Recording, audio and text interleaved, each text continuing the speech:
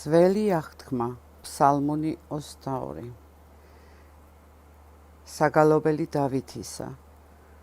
უფალი ჩემი მწყემსია, არაფერი არ მომაკლდება, ხასხასა მოლზე დამასვენებს და წყნარ წყლებზე წამიწყვება მე.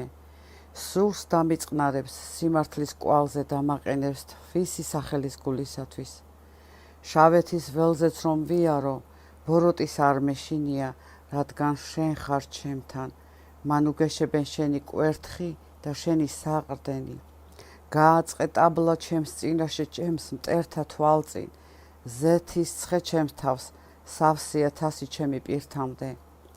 ასე სიკეთე და წყალობა დამდევს კვალდაკვალ მთელი სიცოცხლე და დამკვიდრდები უფლის სახლში დღენი მრავალნი. ამინ.